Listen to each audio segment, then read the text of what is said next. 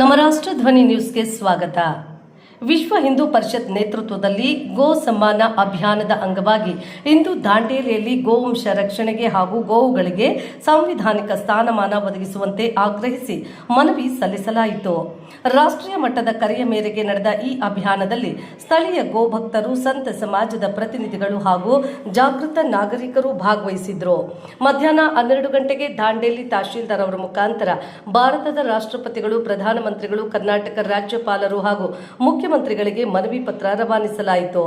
ಅಭಿಯಾನದಲ್ಲಿ ಭಾಗವಹಿಸಿದವರು ಗೋ ರಕ್ಷಣೆಯ ಮಹತ್ವವನ್ನ ಒತ್ತಿ ಹೇಳಿ ಗೋವಂಶವನ್ನ ರಕ್ಷಿಸುವುದು ದೇಶದ ಸಂಸ್ಕೃತಿ ಮತ್ತು ಪರಂಪರೆಯ ಭಾಗವಾಗಿದ್ದು ಅದಕ್ಕೆ ಸಂವಿಧಾನಿಕ ಮಾನ್ಯತೆ ನೀಡಬೇಕು ಎಂದು ಆಗ್ರಹಿಸಿದರು.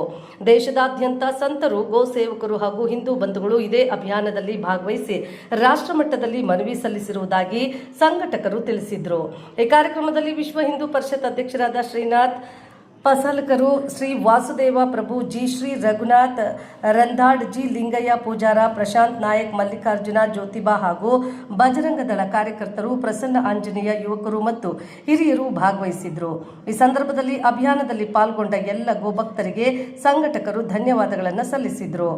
ಸ್ಥಳ ದಾಂಡೇಲಿ. ಜಿಲ್ಲಾ ವರದಿಗಾರರು ಆಯುಷಾ ಮುಕಾಶಿ. ಕ್ಷಣ ಕ್ಷಣ ಸುದ್ದಿಗಾಗಿ ವೀಕ್ಷಿಸಿ ನಮ್ಮ ರಾಷ್ಟ್ರ ಧ್ವನಿ ನ್ಯೂಸ್ ಕನ್ನಡ.